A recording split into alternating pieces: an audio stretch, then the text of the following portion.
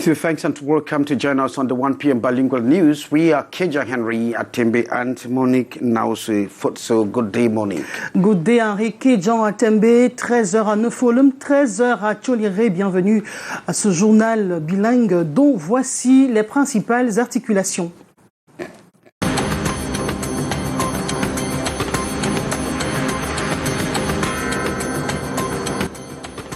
Il risque sa vie pour sauver celle d'un Chinois, tel un film hollywoodien. La scène se déroule au lieu-dit Centre commercial chinois de Douala. La communauté chinoise du Cameroun n'a pas manqué d'honorer celui qui est devenu pour eux un héros. Therapeutic biologists warn against abusive consumption of puff-puff, beans and pap, say that the magic early morning combination is the most toxic meal in Africa. We are going to have updates on that. Renforcement des mesures de protection des peuples autochtones, les programmes, projets et stratégies mis en place par le gouvernement pour venir en aide à ces populations du Cameroun ont été présentés lors de la 10e session du comité intersectoriel de suivi des programmes et projets impliquant les populations autochtones vulnérables. C'était à Yaoundé le 3 août. Commonwealth Games 2022 Junior Periclex in Gadja in Gebeyu celebrate weightlifting gold as Cameroon claimed the first medal in the men's 109 kilograms. Those were our top stories. In a split second, we are having the news.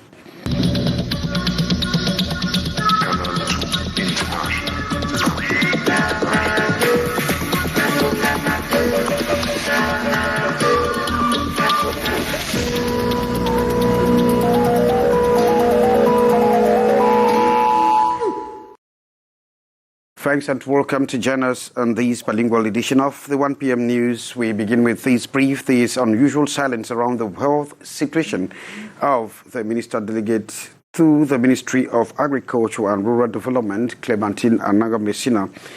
And this silence is very disturbing at the Marie Abel residence at Nkomo in Yaoundé. Nothing as sign of death. The gate closed, no shout, no cries from within, nothing abnormal, as the neighborhood was very calm.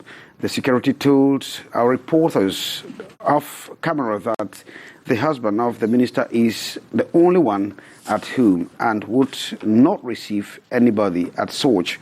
And so, by the close family sources, they say that the minister is under medical care. The only information we can put together at this moment, while waiting for information on this actual situation of the minister. Defense and security forces in Bafoussam have arrested a woman who abducted and killed her 12-year-old nephew last December 2021. In Betwa, in the east region of Cameroon. We have details with Regina Leket Tandak on this situation. After more than 8 months of a thorough investigation, Salamatu Issa has been arrested and presented to the press this Wednesday in Bafoussam. According to police report, the accused was behind the abduction of a 12-year-old nephew in Betwa, east region of Cameroon, on December 8, 2021. She had demanded a sum of 15 million francs CFA as ransom before the 12-year-old could be released. I received a message from the company commander of the Gendarmerie Legion in the East region about search efforts of a presumed kidnapper. Our commander here in the West region immediately demanded us to do everything possible to arrest this lady, who had ordered the kidnapping of her nephew of 12 years old, demanding 15 million francs CFA. The father of the boy could not afford 15 million, and when she noticed her nephew recognized her, she assassinated the child and dumped his body in a pit in Betwa. The accused would later escape from Betwa when she learned the defense and security forces were in search of her.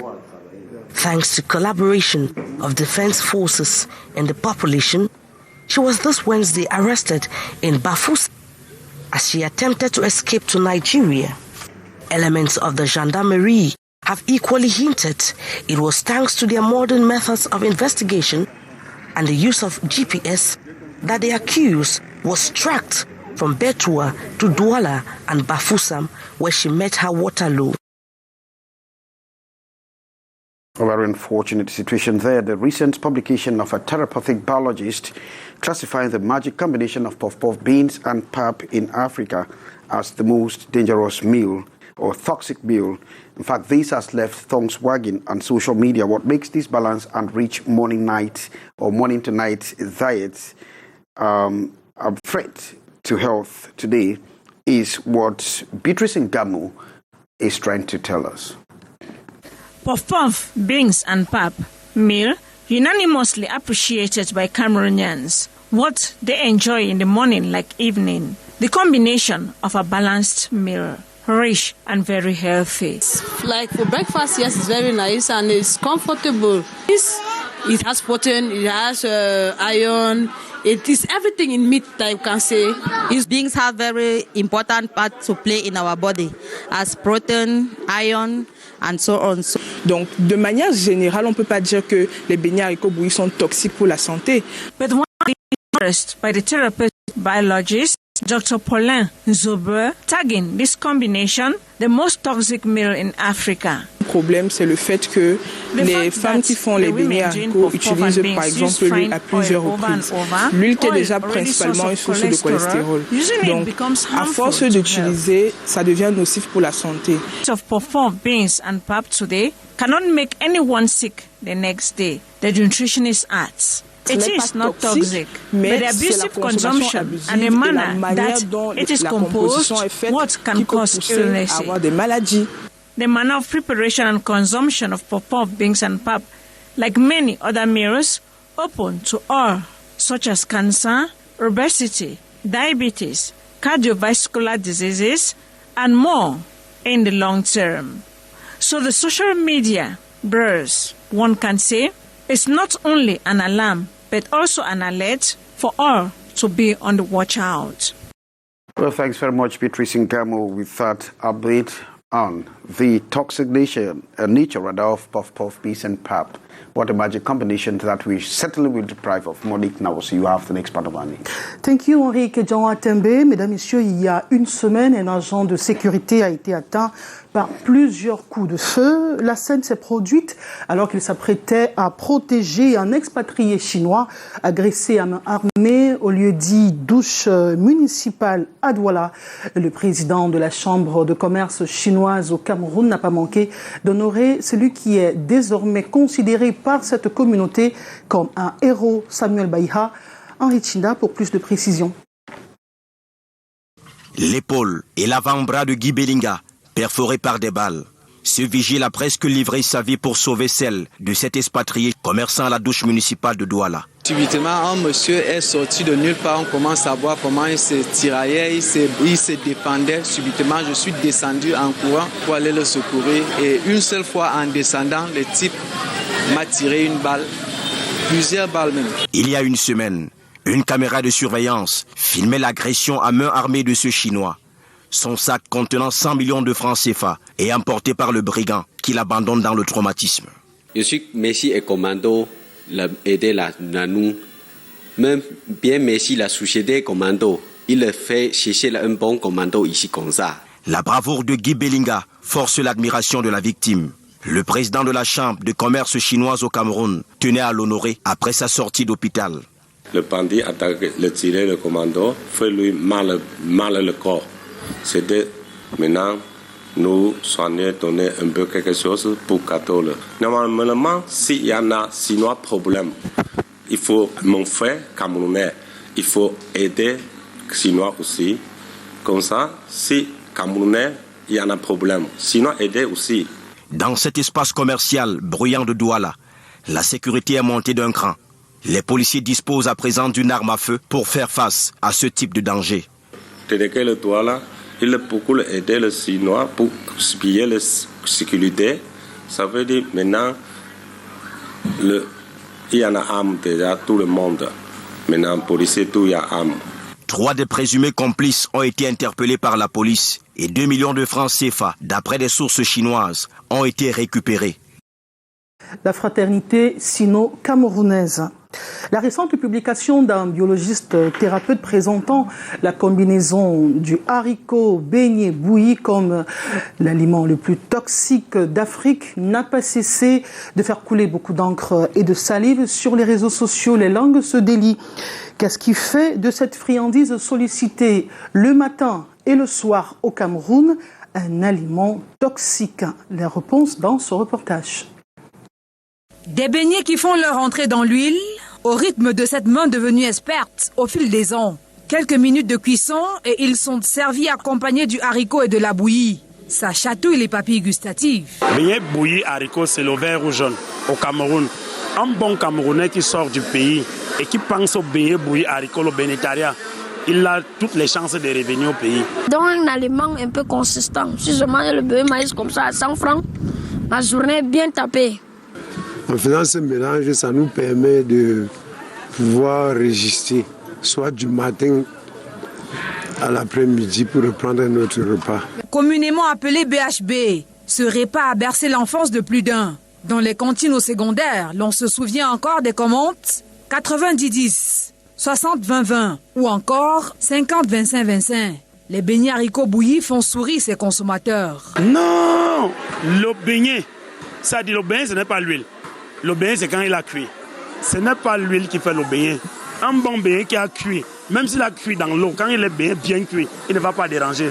Le docteur Paulin Zombeux, dans une publication récente, signale que c'est le repas le plus toxique d'Afrique. Peut-être du fait de l'huile utilisée. Les professionnels du secteur se lavent les mains. Après avoir fait mes beignets, je ne réutilise pas le même huile. Je change mon huile, je verse ça dans un seau qui est là-bas dedans. Et le lendemain, quand je reviens, je fais sortir l'autre, le neuf, pour le nouveau beignet. Et l'huile que j'avais déjà utilisée, je le mets découpé pour activer mon feu.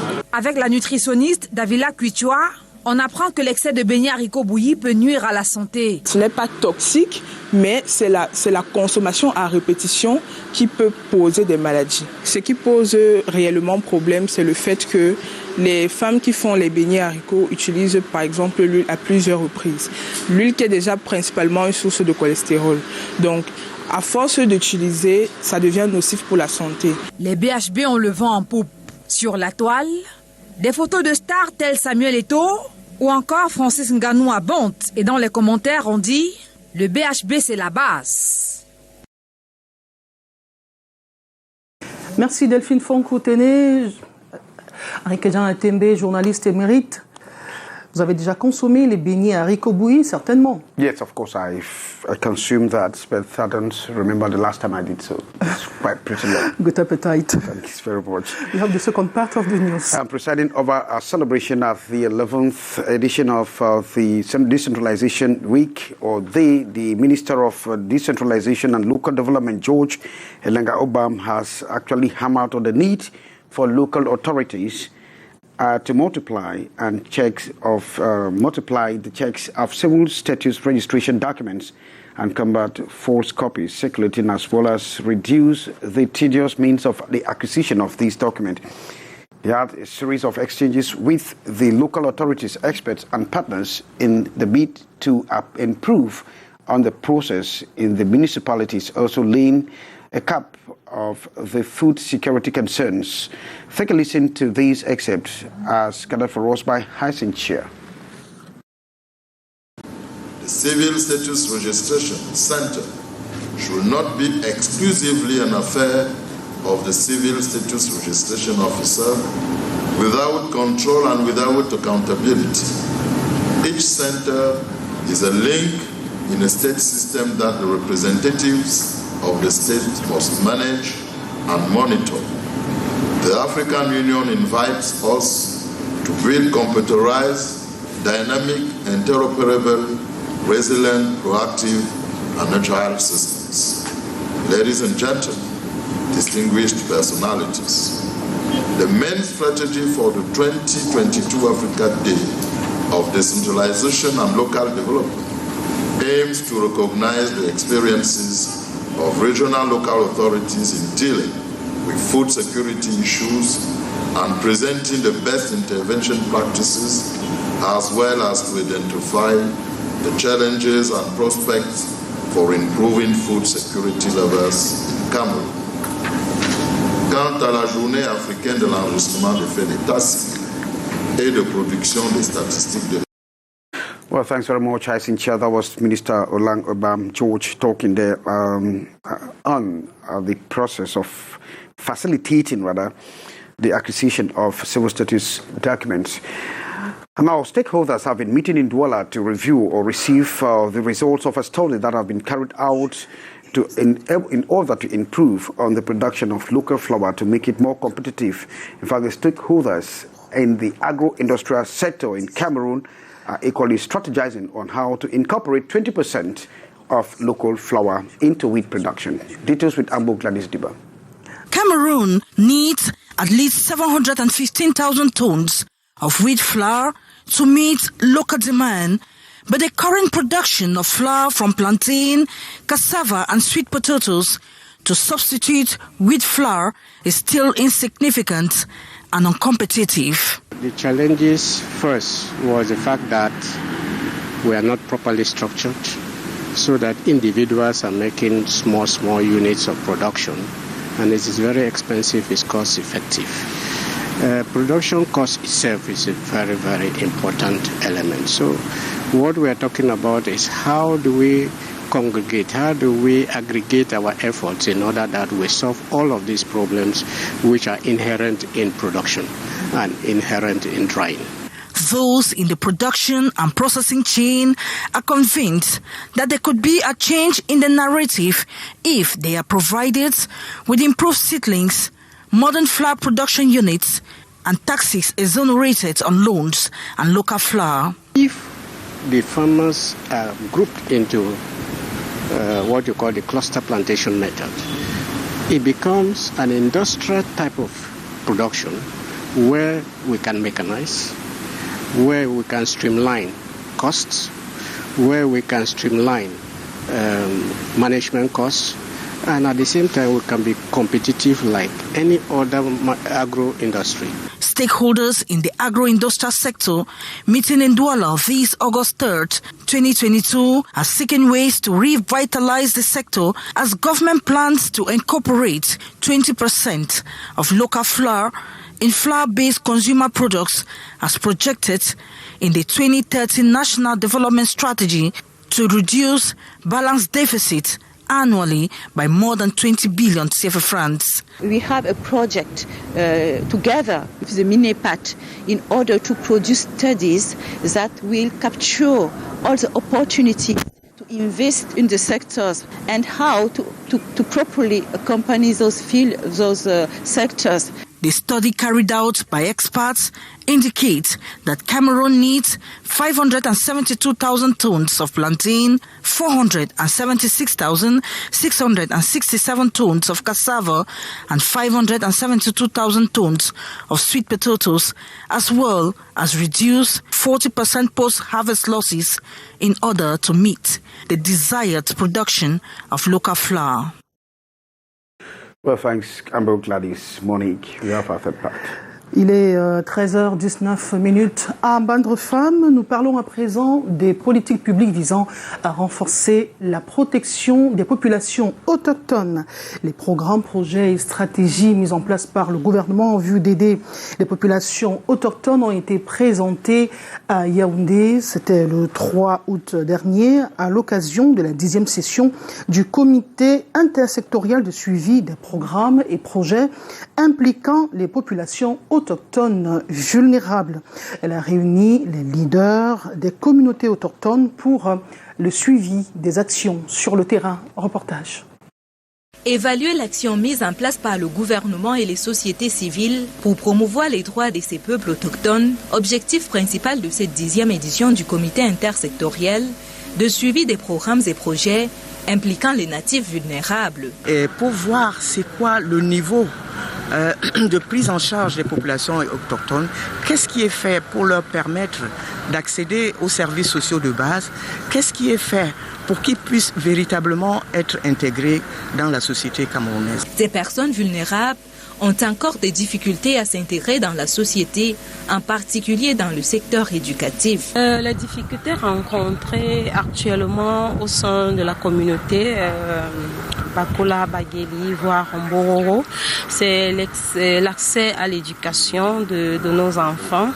C'est pour cela que nous sommes ici aujourd'hui, parce que nous voulons rentrer avec une idée précise. Comment est-ce que le gouvernement entend renforcer les capacités au niveau de l'éducation? Ces échanges interviennent à la veille de la commémoration de la Journée mondiale des peuples autochtones, placée cette année sous le thème « Le rôle des femmes autochtones dans la préservation et la transmission des savoirs traditionnels ». Merci Myriam. Sans transition, nous parlons dans notre secteur d'activité, l'artisanat, comment le moderniser au XXIe siècle pour permettre aux acteurs de ce secteur à tirer leur épingle du jeu. Reportage. Le secteur d'artisanat reste encore exposé à quelques vulnérabilités. Nous avons entre autres l'instabilité, la précarité de l'activité menée et des difficultés d'identification des acteurs qui y exercent.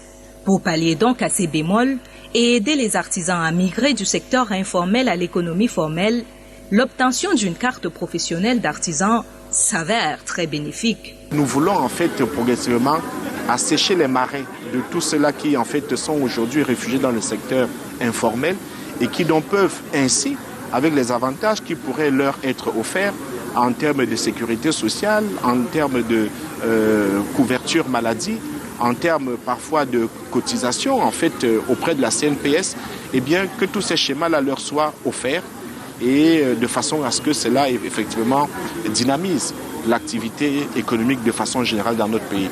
L'artisanat, compté parmi les activités génératrices de revenus, a encore du mal à nourrir véritablement son homme. L'un des remèdes à ce mal serait donc la professionnalisation des artisans. Pour les déplacements à l'extérieur, on a besoin de ces cartes d'artisans pour certains documents, pour obtenir certains financements, pour obtenir certaines activités. En tant qu'artisan, il faut une pièce qui justifie que tu es artisan.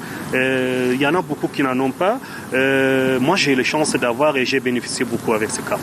En rappel, de 2017 à 2020, le ministère des Petites et Moyennes Entreprises, de l'Économie sociale et de l'Artisanat a collecté et identifié 10 828 fiches d'identification d'artisans ayant facilité la production de 5 779 cartes professionnelles. À Ebolova, on parle de la sensibilisation et la formation des jeunes et des femmes à la gestion de leur organisation de producteurs. Ces organisations sont désormais mutées en sociétés coopératives au ministère des Petites et Moyennes Entreprises, de l'Économie sociale et de l'Artisanat. Ce séminaire est organisé, je l'ai dit tantôt, à Ebolova avec pour objectif amener ces organisations à améliorer leur contribution au PIB national. Ambroise Foguet. Des femmes au travail, leur sens de solidarité face au développement, leur esprit de groupe à la base de tout entrepreneuriat collectif, tout un génie qui ne désire qu'un meilleur encadrement. Les statistiques de la stratégie agricole du Cameroun parlent de leur rapport en moyenne à hauteur de 80% à la main-d'œuvre ouvrière estimée à 60% de la population agricole nationale. La femme occupe une place prépondérante. Paradoxalement, face à la création des richesses et des emplois décents, les tribus des femmes et jeunes demeurent limitées en raison de certains nombreux d'obstacles. Nous nous sommes retrouvés dans cette association sans les aptitudes d'entrepreneurs et du coup ça empêche l'économie sociale de véritablement s'étendre et d'être déployée. Comment autrement voir une telle femme qu'en un sexe faible très fort? Comment permettre à cette femme-là de contribuer au PIB de notre pays?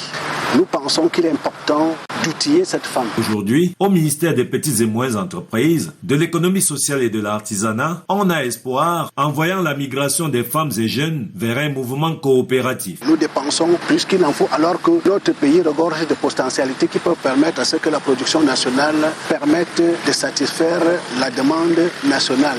nous pensons qu'il est important d'outiller cette femme. Et c'est pour cela que notre cible, c'est d'abord les femmes et les jeunes qui, en majorité, sont dans le secteur agricole. Cet atelier qui part des Bolova, sous la houlette de la direction de l'économie sociale, ambitionne sur le territoire national de sensibiliser et former aux notions de base nécessaires à la création et à la gestion des sociétés coopératives. We talk sports, Commonwealth Games 2022, Cameroon or Junior Pericles Gadja Ngebeyu actually celebrate weightlifting gold as Cameroon claimed their first medal in the men's 109 kilograms. India claimed their 9th weightlifting medal of the Birmingham 2022 Commonwealth Games. And Monique, you certainly have our sports speech in French. We talked about the Tété Combo. Le Tété Combo, justement, comme chaque mois d'août, chaque année, naturellement, célèbre la mémoire de Rudolf Douala Mangabel. C'est également le moment de rappeler le plaidoyer pour sa réhabilitation et la reconnaissance du crime dont il a été victime. Les précisions avec Aimé Catherine Moukouri. 108 ans plus tard, toujours ce devoir de mémoire, toujours le même combat pour un héros que la nation ne reconnaît pas. Chaque mois d'août, la cour du roi Bel porte à la fois la tenue de deuil et de bataille pour la réhabilitation de celui qui est identifié ici comme le premier nationaliste camerounais, Rudolf Douala Mangabel. La reconnaissance du crime qui a été commis contre lui par les autorités allemandes. Cette fois, c'est au gouvernement que s'adresse cette requête, celle de s'organiser à recevoir ses excuses dont le processus est entamé. L'exécution de Douala Mangabel est le fait d'un pouvoir colonial qui a décidé de la vie ou de la mort d'un certain nombre d'individus. Ce pouvoir colonial est aujourd'hui représenté par un gouvernement et il faut que ce gouvernement puisse reconnaître très officiellement qu'il a hérité de cette exécution, de cette mort violente. L'organisation du Tété Combo 2022 a également permis d'aborder une problématique foncière qui se fait de plus en plus oppressante.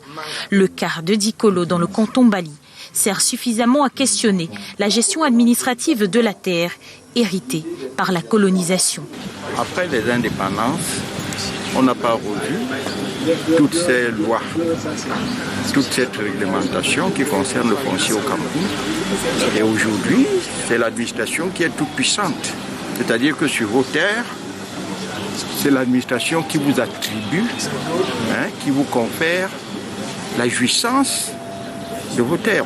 Pendant 4 jours, Rudolf Douala Mangabel sera compté, pleuré, célébré. Lui qui avait été accusé de haute trahison pour avoir mené la rébellion anticolonialiste, fut arrêté le 7 août 1914 et pendu le 8 août.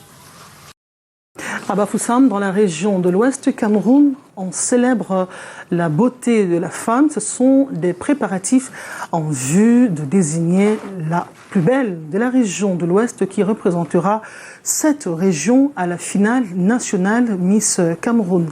Walter Bertrand. 16e édition du concours de beauté de l'élection Miss Cameroun. Avant l'ultime étape, le Grand Ouest dévoile ses candidates, les ambassadrices de l'Ouest et du Nord-Ouest. Nous sommes à Bafoussam le 29 juillet au Sari Hotel lors d'une magnifique soirée riche en émotions, son couleurs et découvertes. Vraiment surprise et ensuite j'étais très contente parce que j'ai un combat, j'ai une voix à faire entendre et la plateforme Miss Ouest et Miss Cameroun me permettra de faire entendre cette voix. Donc je vais redoubler d'efforts aujourd'hui pour que ma voix soit plus forte que jamais. Merci aussi tous ceux qui m'ont soutenu de près ou de loin, pas seulement les fans. Donc tout ce que j'aimerais leur dire, c'est merci pour leur soutien, que j'ai remporté ce qu'ils attendaient de moi. Je suis sûre qu'ils sont fiers de moi où ils sont. J'ai donné le meilleur de moi et je pense que meilleur reste à venir aussi. Je vais me concentrer pour nous, en fait, parce que cette couronne, c'est pour nous. Je remercie l'Éternel, ma famille, mes proches, tous ceux qui m'ont soutenu de pro, de loin et qui ont contribué à ce que je remporte cette victoire aujourd'hui. En effet, Miss Cameroun est un concours de beauté national qui élit chaque année une jeune femme camerounaise. Le thème de cette édition, la beauté au service de l'éducation, qui traduit la volonté de mettre en avant la jeunesse pleine de vie. Écoutez, je pense que depuis qu'on a commencé les sélections, depuis le Grand Nord, tout se passe pour le mieux. Et si vous le constatez, le Komika essaye de s'améliorer au fil du temps. L'année dernière, ce n'est pas comme cette année, définitivement pas. Donc, je promets qu'on fera encore davantage du bon travail pour les années à venir. Ce n'était pas facile du tout, mais heureusement qu'on a les votes pour trancher très souvent parce que les autres membres du jury et moi, on était là. On se demandait comment ça allait se passer parce que les filles étaient toutes très compétentes. Mais voilà, je pense que les meilleurs ont gagné. Personne n'est sorti d'ici perdant. Je tiens tout d'abord à remercier Canal 2, notre partenaire média officiel qui nous soutient depuis des années. Et je tiens à remercier aussi nos multiples sponsors. Celles qui se sont démarquées et consacrées rêvent déjà la couronne au niveau national. C'est sur ces images des beautés féeriques que le journal du 13h entre en gare pour ce qui est de cette journée du 4 août 2022. Nous vous disons merci de nous avoir regardés. Canal 2 International, 24h sur 24, à 15h30, prenez rendez-vous avec Écho des régions, 18h15, le journal en langue anglaise avec Gladys Diba en banque. Et à 19h50, Alain Gislain Kanga sera des vôtres pour le journal grand format en langue de Molière. Arikejon Atembe, good afternoon. Yeah, good day. Thanks and for keeping the faith with us. From all of us, it's goodbye.